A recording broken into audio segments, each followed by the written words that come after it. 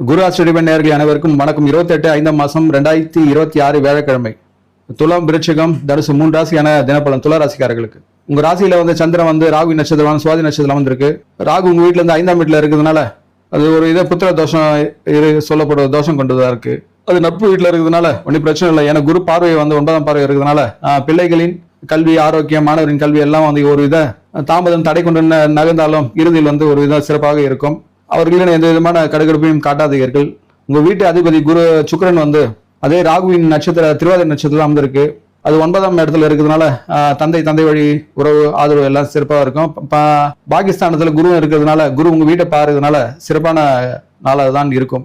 காதல் காதலி உறவு, நட்புகள் உறவு, கணவன் மனைவி உறவு எல்லாம் சிறப்பாக இருக்கும். 8ல தான் புதன் சூரியனும் மறைவா இருக்கிறதுனால அரசு தொடர்புடைய விஷயங்கள், டாக்குமெண்ட் விஷயங்கள், பண பரிவர்த்தனை சார்ந்த விஷயங்கள்லாம் கொஞ்சம் காலதாமதம் கொண்டு நகரும். 2வது சனியும் 3ஆம் பார்வையை பார்க்கறதுனால யாருக்கும் ஜாமீன் கையெழுத்து போட வேண்டாம். ஓகே, இது மட்டும் இல்லைன்னா சிறப்பான நாள் தான்.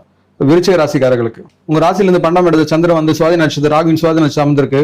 7ஆம் இடத்துல புதன் நிஷ்பலம் ஆயிருக்கு. கூடவே சூரியன் இருக்கிறதுனால 4ல ராகு இருக்கிறதுனால இந்த பண பரிவர்த்தனை சார்ந்த விஷயங்கள், புத்தியில ஏற்படுற தடுமாற்றங்கள், மனது மயக்கம், உணவுப் பொருட்கள் எல்லாம் தவிர்த்துக் கொள்ளுங்கள். அரசு தொடர்புடைய விஷயங்கள்லாம் கொஞ்சம் கவனித்து இது பண்ணுங்கள்.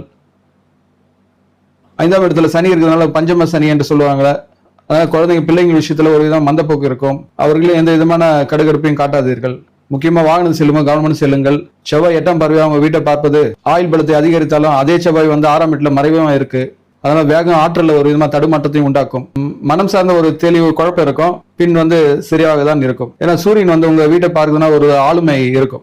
தங்களுக்கு சுமாரான ஆள் தான். தனுசு ராசிக்காரர்களுக்கு உங்க வீட்டுல 11ஆம் வீட்டுல சந்திரன் ராகு நட்சத்திரம், சுவாதி நட்சத்திரம் அமர்ந்திருக்கு.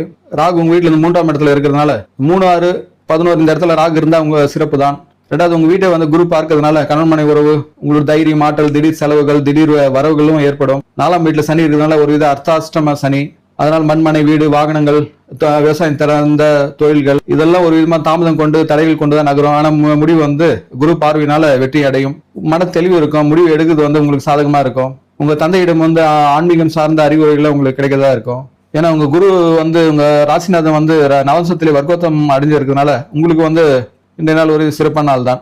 ஏன்னா சுக்கிரனும் இதுல நவாம்சத்துல உச்சமாக இருக்கின்றது. ராசி கட்டத்துல அது 7ஆம் பார்வையாக உங்க வீட்டை பார்ப்பு உங்களுக்கு சிறப்பான காலகட்டம் தான். ஆடம்பரமான பொருட்கள் எல்லாம் வாங்கி மழை.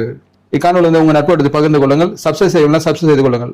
அதிர்ஷ்ட நிறம் மஞ்சள், அதிர்ஷ்ட எண் 3, அதிர்ஷ்ட திசை வடகிழக்கு.